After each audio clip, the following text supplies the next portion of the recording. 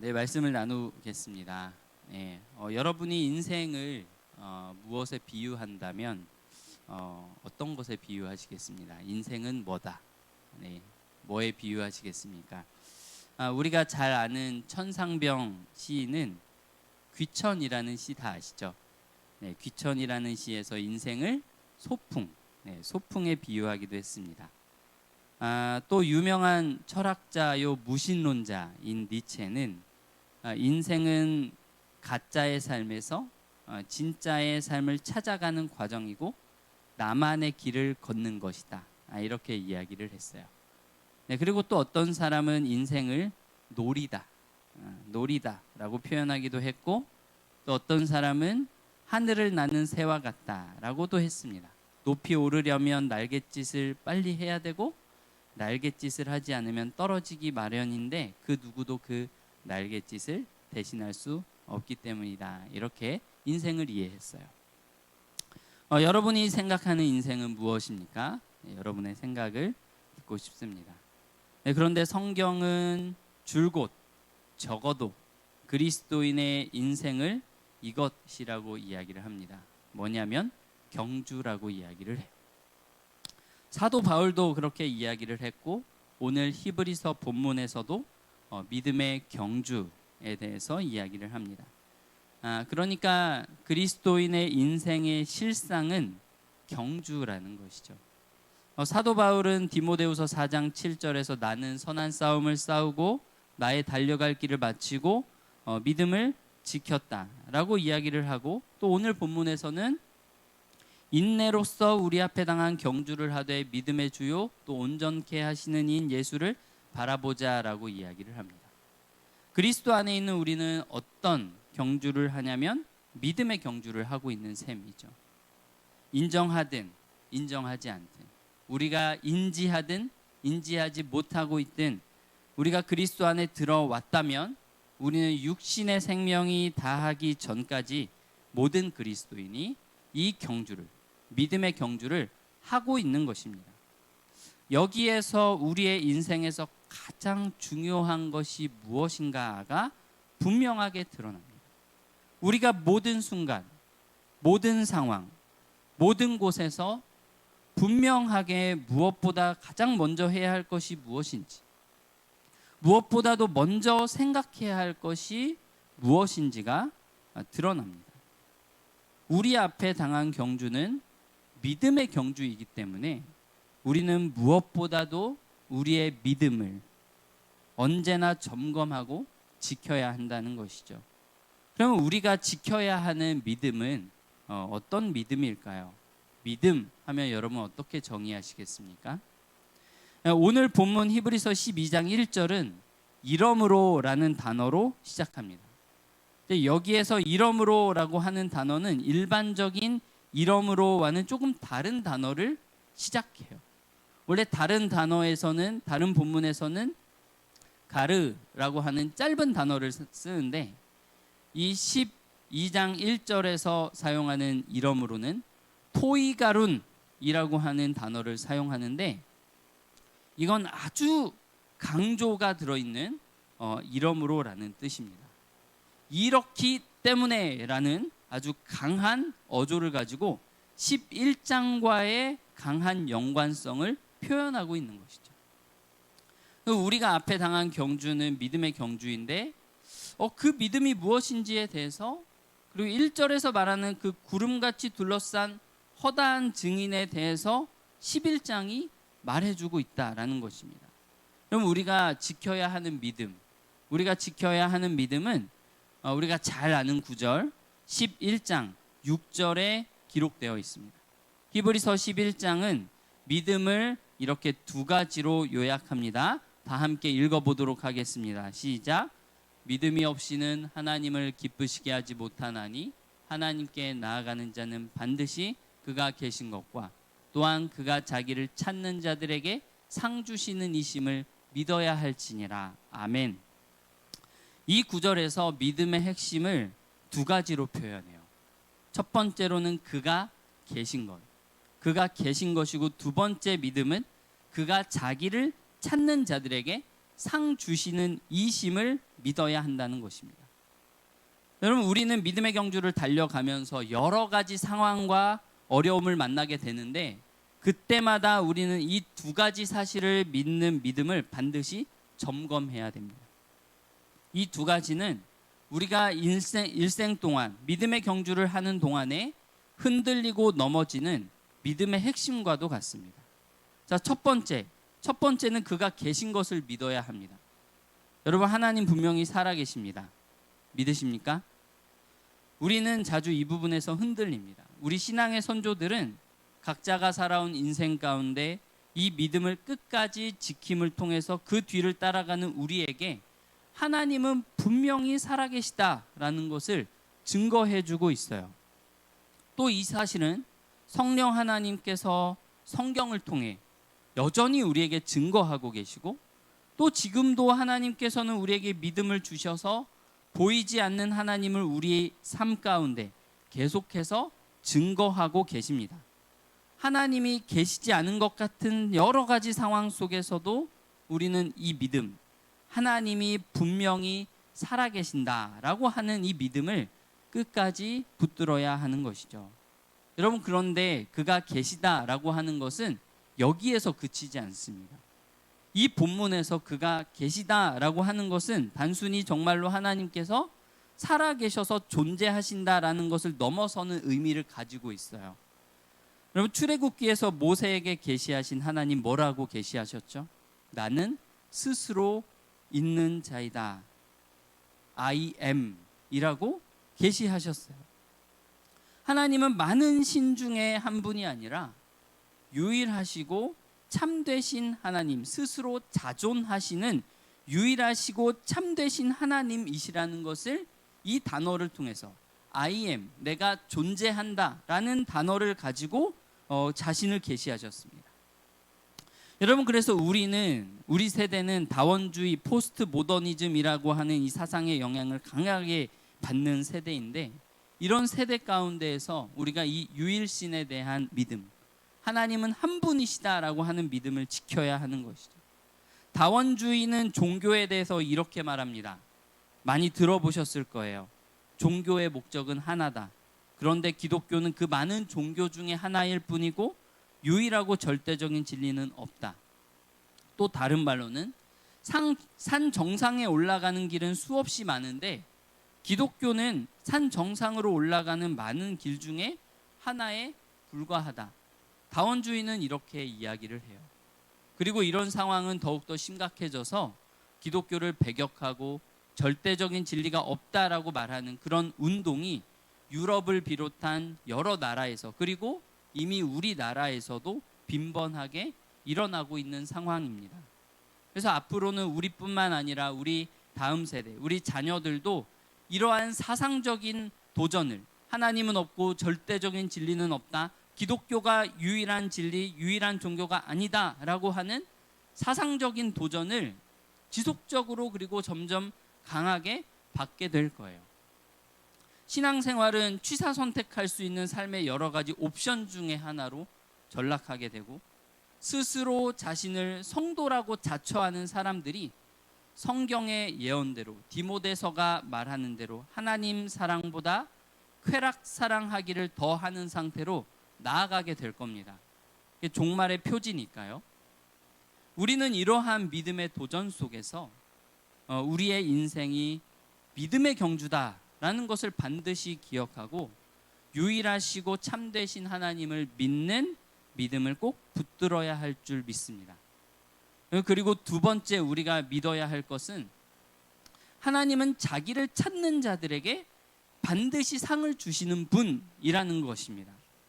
여러분, 이 말을 좀 쉽게 설명하자면 이거예요.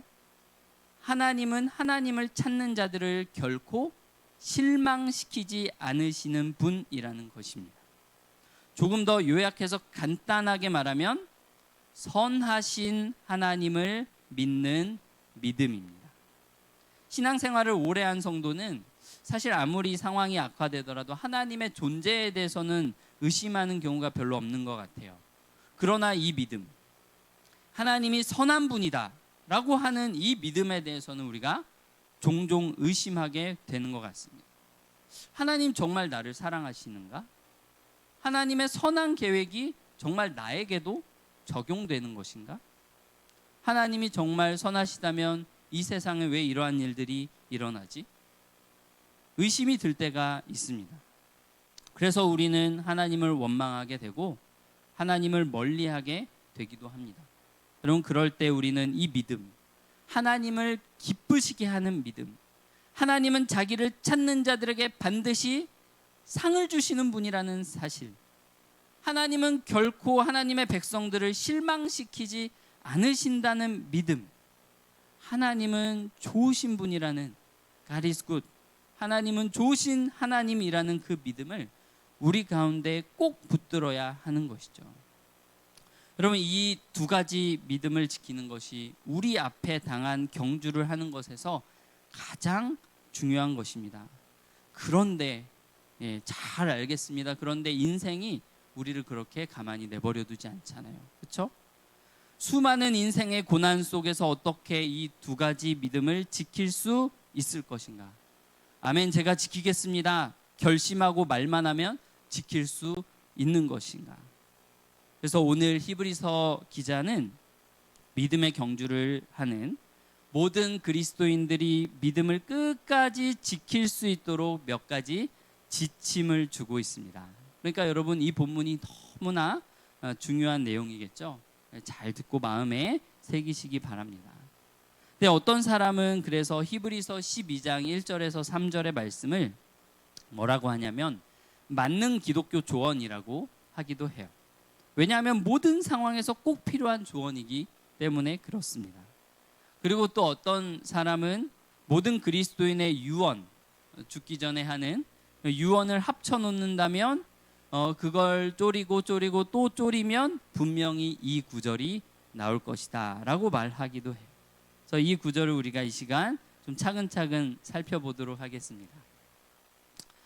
먼저 우리가 이 믿음의 경주를 잘 하기 위해서는 오늘 본문에 보면 모든 무거운 것과 얽매이기 쉬운 죄를 벗어버리라 라고 이야기합니다.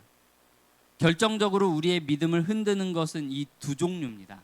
모든 무거운 것 그리고 얽매이기 쉬운 죄입니다. 여러분, 경주를 할 때, 레이스를 할 때 어떻게 하죠?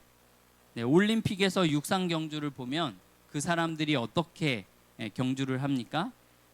최소한의 복장을 걸치고 가장 가벼운 소재의 옷을 가지고 만듭니다. 그 복장을 걸치고 또 가장 가벼운 운동화를 신고 뜁니다.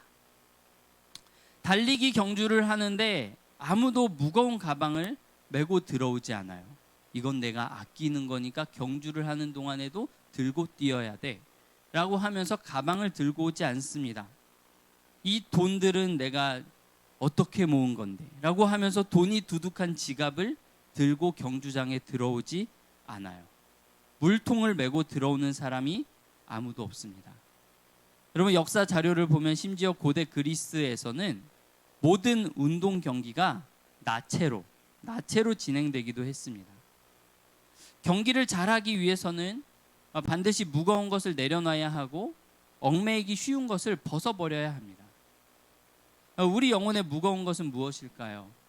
우리가 앞으로 나아가는데 방해되는 모든 것을 말하는 것입니다. 우리의 믿음이 성장하는데 방해되는 모든 것을 이야기해요. 믿음의 진보를 이루는 것을 막는 모든 것을 이야기합니다. 예수님께서 씨 뿌리는 자의 비유를 말씀하실 때 재리의 유혹이 있죠. 돈을 사랑하는 마음입니다. 세상의 염려를 이야기합니다. 또 요한 사도가 말하는 세 가지, 육체의 정욕, 안목의 정욕, 이생의 자랑, 내 자랑거리로 삼고 싶은 것들, 그런 것들을 말하는 것이죠. 여러분, 이런 것들이 우리 영혼에 무거운 것들입니다.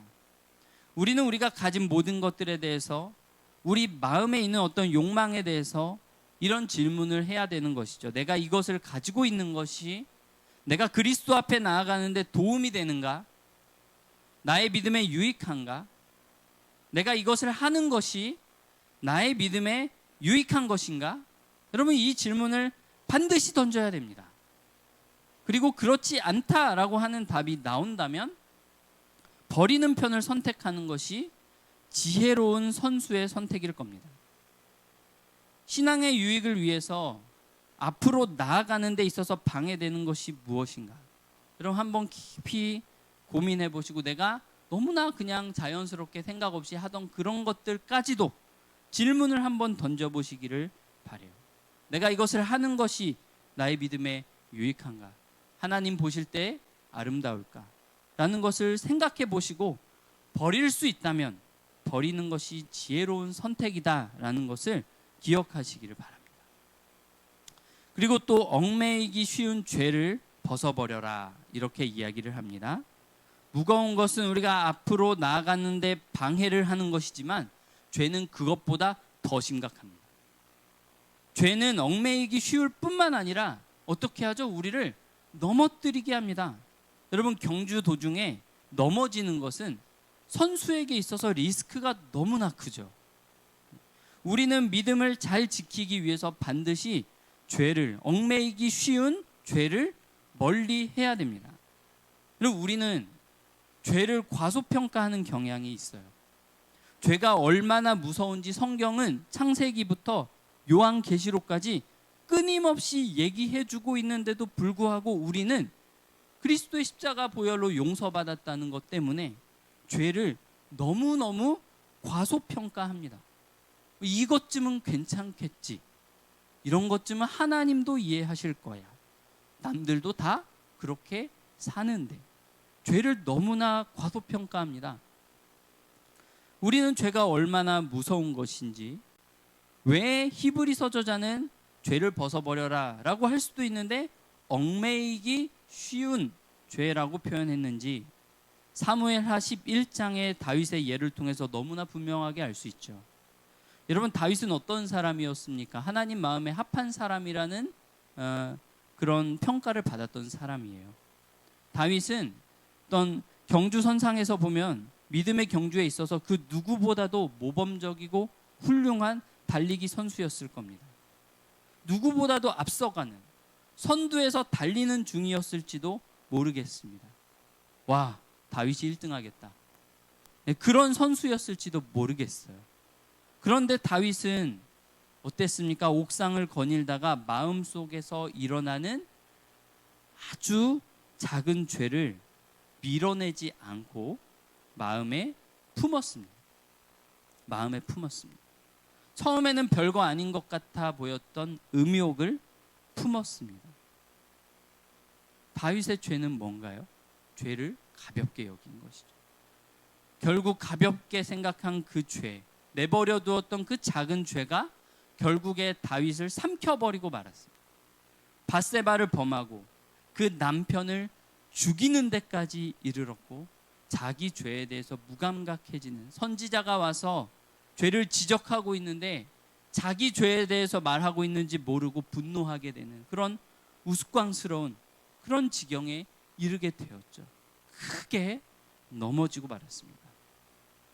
그 죄에 대해서 이제 성경을 보면 다윗은 용서를 받았지만 그 죄 때문에 얼마나 큰 대가를 치렀는지, 회복하는 데까지 얼마나 오랜 시간이 걸렸는지를 생각하면 이 죄라고 하는 것이 결코 가벼운 것이 아님을 우리는 알 수 있죠. 우리는 죄를 용서하시는 그 하나님의 은혜가, 하나님의 은혜는 예수 그리스도 안에서 언제나 우리를 향해 열려 있지만 그 죄라는 것이 우리의 영혼에 내는 상처, 그 흔적에 대해서 생각해야 됩니다. 내 죄가 나뿐만 아니라 내 이웃을 넘어뜨리고 공동체에 상흔을 남기고 아프게 한다는 것을 우리는 생각해야 됩니다. 그래서 우리는 이 땅에서 사는 동안에 죄를 안 짓고 살아가는 것은 불가능하지만 여러분 그렇다고 해서 죄를 짓는 것을 우리가 가볍게 생각해서는 안 돼요. 작아 보이는 그 죄가, 별것 아닌 것처럼 보이는 그 죄가 우리 영혼에, 그리스도 앞에 있는 우리 영혼에 얼마나 큰 손해를 가져오는지를 생각해야 됩니다. 음욕이 우리의 영혼을 얼마나 파괴하는지, 얼마나 큰 손해를 가져오는지를 알아야 돼요. 간음하는 것이 가정을 얼마나 끔찍하게 파괴하는 것인지를 알아야 합니다. 형제를 미워하는 그 미움이 나와 형제의 믿음에 얼마나 큰 위기를 가져오는지를 알아야 돼요. 사랑하는 마음 없이 아무렇게나 하는 내뱉는 말 한마디가 믿음의 경주를 하고 있는 그 형제 자매를 걸려서 넘어지게 할 수 있다는 것을 우리는 알아야 됩니다. 그렇게 우리는 성령 하나님의 도우심을 구하면서 모든 무거운 것과 얽매이기 쉬운 죄를 벗어버려야 합니다. 여러분, 그러한 은혜가 저와 여러분에게 임하기를 주님의 이름으로 축원합니다. 이제 여러분, 우리가 좀 상상을 해봤으면 좋겠는데요. 우리가 그 경주를 하는 그 경기장에 있다고 한번 생각해 보면 좋겠습니다. 왜 이 상상을 요청하냐면 히브리서 기자가 그것을 우리에게 요구하고 있어요. 히브리서 저자는 믿음의 경주를 하는 상상으로 우리를 초대합니다. 자, 이제 여러분은 경주를 할 준비가 되었습니다. 자, 1번 레인 이규성, 예 하고 이렇게 손을 들죠. 히브리서 저자는 우리에게 어떤 장면을 보여주고 있습니까? 경기장에 수많은 관중이 있습니다. 텅 빈 경기장이 아니에요. 경기장에 정말 구름같이 허다한 관중이 있습니다. 그 관중들이 가만히 있지 않습니다. 일어나서 나를, 여러분을 응원하고 격려하고 있습니다. 그러나 그들의 응원은 단순히 소리를 지르는 것에 지나지 않아요. 그냥 소리를 지르는 것이 아닙니다. 그 구름같이 많은 관중들은 코치들이나 할 수 있는 경주에 꽤 도움이 되는 조언을 큰 소리로 외치고 있습니다. 그 영상 보셨나요? 어떤 선수가 테니스 선수인데 관중석에서 어떤 관중이 큰 소리로 계속 외치는 거예요. 왼쪽을 노려. 그래서 그 관중의 소리를 듣고 왼쪽으로만 공을 치니까 그 선수가 이겼습니다. 그리고 가서 그 관중을 끌어안더라고요. 여러분, 우리를 바라보고 있는 관중들이 그런 관중들입니다. 정말 믿음의 핵심이 무엇인지를 말해줄 수 있는 관중들이 우리를 지켜보고 있어요. 히브리서 11장을 보십시오. 아벨은 더 나은 제사가 무엇인지를 죽어서도 외치고 있습니다. 죽어서도 그 믿음이 말하느니라. 아멘. 아브라함은 순종하는 믿음이 무엇인지를 외치면서 응원해요. 순종하는 것이 무엇인가? 하나님을 경외하는 것이 무엇인가? 외치면서 우리를 응원해주고 있습니다. 여러분, 이게 성도의 교제예요. 이미 이 세상을 떠난 육신의 생명이 다한 성도들과 교제하는 것입니다. 야곱과 요셉은 약속하시는 분이 신실하시다라는 것을 외치면서 응원합니다. 기생 라합은 이방인에게도 그리고 아무리 낮은 자에게도 차별 없이 은혜를 베푸시는 하나님의 자비로우심에 대해서 말하면서 응원합니다. 뿐만 아니라 구약의 증인들 뿐만 아니라 신약의 성도들 그리고 교회사의 수많은 믿음의 선조들이 그리고 먼저 이 세상을 떠나 하나님의 품에 안기신 조국의 수많은 성도들이 우리가 끝까지 믿음의 경주를 완주할 수 있도록 응원하고 있습니다. 한두 명이 아니에요. 그래서 히브리서 저자는 우리가 구름같이 허다한 증인들에 둘러싸여 있다라고 말합니다. 여러분, 이런 것들을 상상할 때 힘이 나지 않으시겠습니까? 여러분은 혼자가 아닙니다. 구름같이 둘러싼 허다한 증인들이 여러분을 바라보면서 응원하고 있어요.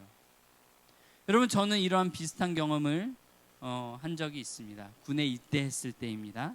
저 어렸을 때부터 모태신앙으로 자랐기 때문에 늘 교회에서 자랐어요. 주변에 그리스도인들이 많이 있었습니다. 그런데 군에 입대하니까 거기에서 신앙 있는 사람을 찾기가 너무 어려웠습니다. 당시에 이제 그 대한민국의 복음화율이 20%를 넘는다라고 소개되고 있을 때였어요. 그런데 그 말이 사실이 아닌 것처럼 느껴졌습니다. 예수님을 믿는 사람이 나 하나밖에 없는 거예요.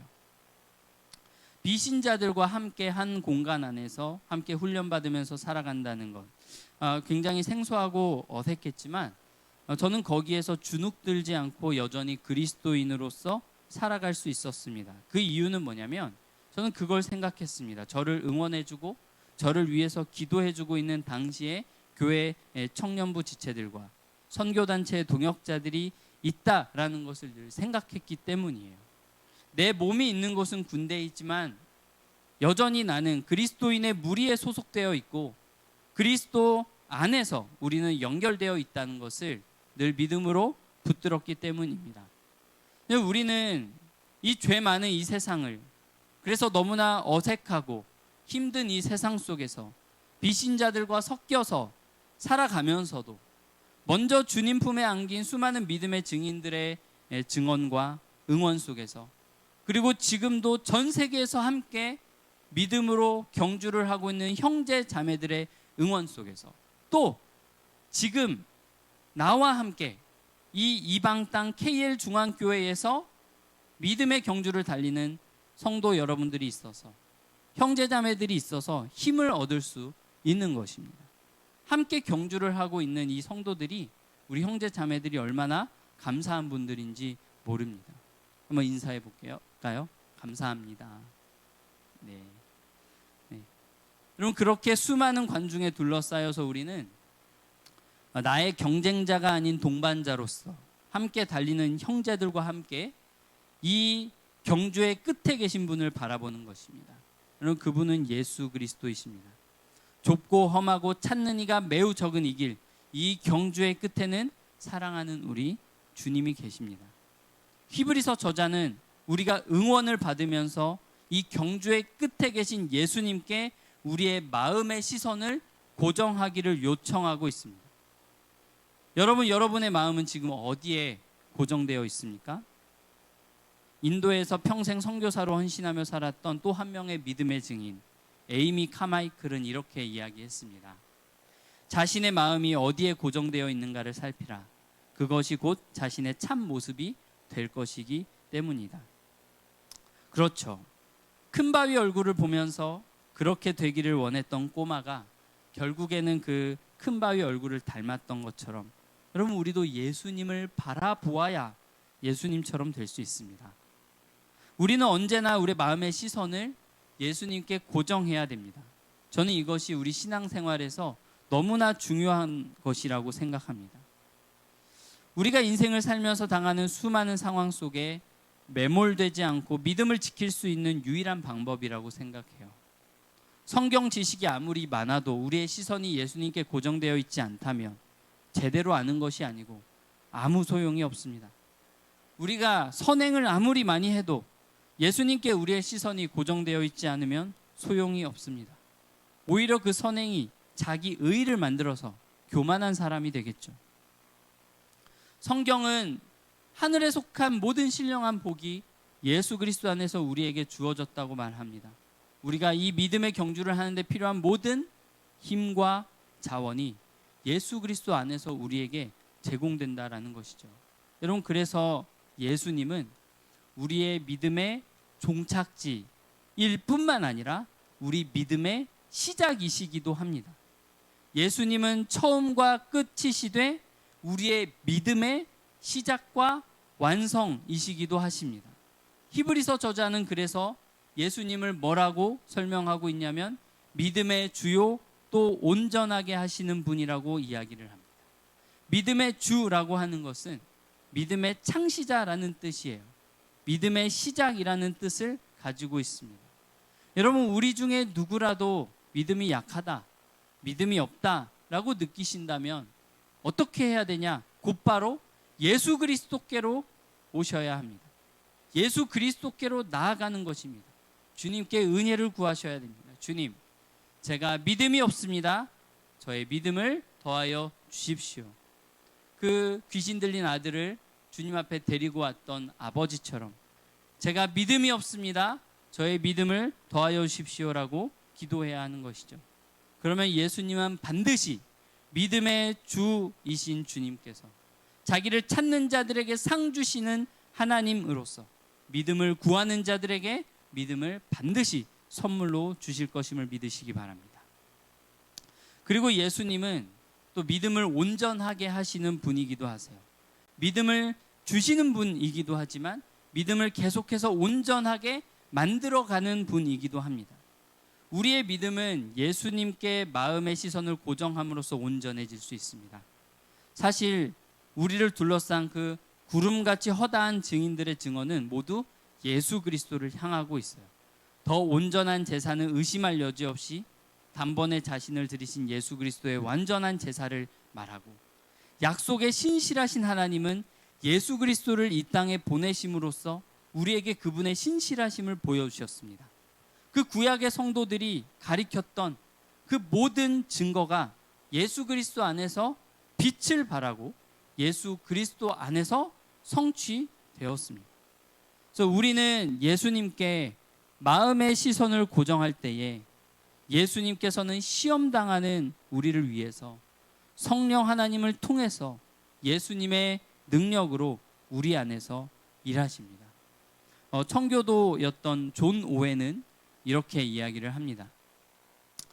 그리스도의 영광을 보는 즉시 우리의 영혼은 되살아나며 우리의 영적인 생명은 무성하게 자라난다. 그리스도의 영광을 보면 볼수록 우리의 영혼은 더 영적이고 더 천상적인 상태가 될 것이다. 우리 영혼의 영적인 생명이 쇠하고 시드는 이유는 우리 마음을 다른 것들로 채우기 때문이다. 그러나 마음이 그리스도 및 그분의 영광에 대한 생각으로 가득 차면 이런 것들은 쫓겨날 것이다. 이것이 우리의 영적 생명이 되살아나는 방법이다. 이렇게 이야기합니다. 히브리서 저자는 피곤하여 낙심하지 않기 위하여 예수님을 생각하라, 이렇게 이야기해요. 2절에서는 예수님을 바라보라, 3절에서는 예수님을 생각하라, 이렇게 말합니다. 우리의 마음의 시선으로 예수님을 바라본다 라고 하는 것은 우리의 마음을 예수님께 두는 것을 의미하죠. 잘 먹고 잘 사는 것에 마음을 두지 않고, 나의 지위가 높아지는 것에 마음을 두지 않고, 원수 갚는 것에 마음을 두지 않고 예수님께 우리의 모든 마음을 두는 것입니다. 예수님을 사랑하고 예수님을 갈망하는 것이죠. 자, 그리고 3절에서 생각하라, 이 참으신 자를 생각하라 라고 하는 것은 그냥 일반적으로 그 마음을 두는 것과는 조금 다릅니다. 여기에서 사용된 단어는 아날로기 조마이라는 단어인데, 그냥 생각하는 것이 아니라 정말 열심히 분석하고 생각하고 숙고하는 것을 의미합니다. 그냥 떠오르는 생각을 잡아두는 정도를 넘어서서 적극적이고 끈질기게 끊임없이 예수님을 생각한다라는 것입니다. 그럼 그것은 어떻게 하는 것입니까? 예수님을 생각한다라고 하는 것은 예수님에 대해서 열심히 알아보고 깊이 묵상하는 것을 의미합니다. 성경을 통해서 예수님의 육신이 되심과, 이제 곧 크리스마스인데 육신이 되셨다는 말의 의미가 무엇인지, 예수님의 생애를 깊이 돌아보고 예수님의 죽으심과 예수님의 부활하심의 의미를 생각하고, 또 예수님께서 주신 가르침을 마음에 깊이 새기는 것입니다. 신약 성경만이 아니라 신구약의 모든 성경이 예수님에 대해서 어떻게 말하고 있는지, 구약의 약속을 예수님께서 어떻게 성취하셨는지를 우리가 깊이 생각하는 것입니다. 예수님을 생각하는 것은 정말 우리의 피곤하고 낙담했던 영혼의 생기를 돌게 합니다. 우리가 신앙생활을 하다가 피곤하여 낙담했을 때 그 무엇보다도 필요한 것은 예수님을 생각하는 것입니다. 누가복음 24장에 보면 아주 좋은 예가 또 우리에게 제시되어 있는데요. 엠마오로 가던 두 제자 이야기죠. 예수님께서 십자가에 못 박혀 죽으시고 그 제자들은 낙심에 빠져 있었습니다. 이제 다 끝났구나, 우리에게 소망은 없구나, 낙심에 빠져서 엠마오로 터덜터덜 걸어가고 있었습니다. 성경을 보면 그 두 사람이 슬픈 빛을 띠고 있었다고 기록하고 있어요. 그런데 예수님께서 나타나셔서 뭘 하시냐면 모세와 모든 선지자의 글로 시작해서 모든 성경에 기록된 자기에 관한 것, 예수 그리스도에 관한 것을 자세히 설명하셨습니다. 성경을 통해서 예수님이 어떤 분이신지, 어떤 약속을 성취하셨는지를 드러내 보이셨어요. 그래서 그 두 제자는 예수님을 생각하게 됐습니다. 자, 그때 무슨 일이 일어났는지 성경은 이렇게 이야기를 하고 있어요. 누가복음 24장 32절에 보면 그들이 서로 말하되 길에서 우리에게 말씀하시고 우리에게 성경을 풀어주실 때에 우리 속에서 마음이 뜨겁지 아니하더냐. 이렇게 고백하고 있어요. 여러분 혹시 피곤하고 낙심하고 계십니까? 신앙생활하다가 절망을 겪으셨습니까? 여러분 어떠한 상황이든지 우리의 믿음의 주이시고 온전하게 하시는 분이신 예수님께 마음의 시선을 고정하시고 예수님을 깊이 생각하시기를 바랍니다. 예수님이 어떤 분이신지, 예수님이 나를 위해서 무엇을 하셨는지 깊이 생각해 보시기를 바랍니다. 그리고 오늘 본문에서 히브리서 저자는 우리에게 예수님이 어떤 분인지를 마지막으로 이렇게 설명하고 있습니다. 그는 그 앞에 있는 기쁨을 위하여 십자가를 참으사 부끄러움을 개의치 아니하시더니 하나님 보좌 우편에 앉으셨느니라. 죄인들이 이같이 자기에게 거역한 일을 참으신 자를 생각하라. 두 가지입니다. 먼저는 그 앞에 있는 기쁨을 위하여 십자가를 참으사 부끄러움을 개의치 않으셨으며 결국 하나님 보좌 우편에 앉으신 분이다라고 이야기를 합니다. 여러분 우리 인생에 부끄러워할 만한 일들이 있죠. 수치스러운 일들이 많이 있습니다. 그럴 때 우리는 더욱 예수님께 시선을 고정해야 됩니다. 예수님은 어떤 분이시냐면 세상에서 가장 수치스럽고 부끄러운 자리, 저주받은 그곳 십자가를 견디신 분이셨습니다. 어떻게 그것을 견디셨냐면 그 앞에 있는 기쁨을 생각하셨다고 했어요. 이것을 생각하는 것이 우리에게 너무나 큰 힘을 줄 것을 우리가 믿습니다. 여러분 낮은 자리로 나아가십시오. 섬기는 자리로 나아가십시오. 부끄러움을 당하는 자리로 기꺼이 나아갈 수 있습니다. 여러분 거기에 진정한 영광이 있고 거기에서 우리는 비로소 예수 그리스도께서 함께 하시는 즐거움을 누릴 수 있습니다. 우리는 우리가 드러나는 자리, 우리가 영광 받는 자리, 갈채를 받는 자리에 있을 때는 도무지 예수님의 함께 하심을 경험할 수가 없어요. 여러분 우리 안에 살아 역동하시는 하나님을 예수 그리스도를 경험하는 것은 우리가 낮은 자리로 나아갈 때 거기에서 가능하다는 것을 기억하시기 바랍니다. 자, 두 번째 예수님은 어떤 분이시냐면 그분은 죄인들이 이같이 자기에게 거역한 일을 참으신 분이라고 이야기해요. 사람들은 이 세상에 오신 하나님의 아들 십자가에 달리신 예수님을 모독했습니다. 침을 뱉었습니다. 그의 백성을 구원하시려고 친히 우리의 죄를 담당하시려고 스스로 죽임당하시는 자리로 나아가신 그 거룩하신 사랑을 알아보지 못하고 예수님을 모독했습니다. 그러나 예수님은 그것까지도 참으셨죠. 아버지여 저희를 사하여 주옵소서. 자기의 하는 것을 알지 못함이니이다 라고 하셨습니다. 여러분 그들 가운데 우리가 있다는 것을 기억해야 됩니다. 예수님을 모독하는 자리에 내가 있었다라는 것을 기억해야 됩니다. 예수님 알아보지 못하고 예수님을 반항하고 예수님을 욕되게 한 모든 자리에 내가 있었다라는 것을 기억해야 합니다. 예수님을 안 이후에도 우리는 여전히 하나님을 우습게 생각하죠. 하나님을 이용해 먹습니다. 욕되게 하는 모든 그 일을 하나님께서는 지금도 우리에 대해서 참고 계십니다. 여러분 우리는 이것을 깊이 생각해야 합니다. 우리는 살다 보면 삶에 치이고 사람에 치이고 일에 치이죠. 그리스도의 몸이라고 하는 교회 안에서도 많이 치이고 실망하며 상처받으면서 살아갑니다. 그래서 너무나 지치고 힘들 때 지긋지긋하고 이제는 다 내려놓고 싶다. 그렇게 생각이 될 때 우리는 뭘 해야 되냐면 예수님을 생각해야 합니다. 히브리서 저자는 우리의 피곤함과 그리스도의 십자가 고난을 연결하고 있어요. 우리의 낙담과 십자가 고난을 연결합니다. 그리고 예수 그리스도의 고난 너머에 하늘의 기쁨이 주어졌듯이 우리의 피곤함과 낙담 너머에 기쁨이 있을 것을 말해주고 있습니다. 오늘 말씀을 마칩니다. 여러분 모든 상황 속에서 모든 형편 속에서 구름같이 허다한 증인들의 응원과 격려 속에서 예수 그리스도를 바라보며 생각하며 믿음을 지켜가시기를 주님의 이름으로 축원합니다. 하나님은 분명히 살아계시고 그분을 찾는 자들에게 상 주시는 이심을 믿는 그 믿음이 날이 갈수록 더욱 깊어져 가시기를 축복합니다. 그 어떤 것도 여러분 우리의 신앙이 나태해져 가는 것의 핑계가 될 수 없습니다. 예수님께서는 이미 우리가 믿음에서 떨어져서 멸망하지 않고 영혼의 구원함에 이르는 믿음으로 나아가도록 모든 일을 행하셨습니다. 지금도 우리를 위해서 일하고 계십니다. 날마다 예수 그리스도를 바라보십시오. 구름같이 둘러싼 증인들의 목소리에 귀를 기울이시기 바랍니다. 우리에게 보좌 우편에 앉으신 그리스도의 영광으로 옷 입히시는, 자신의 영광으로 옷 입히시는 믿음의 주요, 온전하게 하시는 이신 예수를 날마다 바라보시고 생각하는 저와 우리 KL 중앙교회 모든 성도님들 되시기를 주님의 이름으로 축복합니다. 참 사랑의 하나님 아버지, 감사합니다.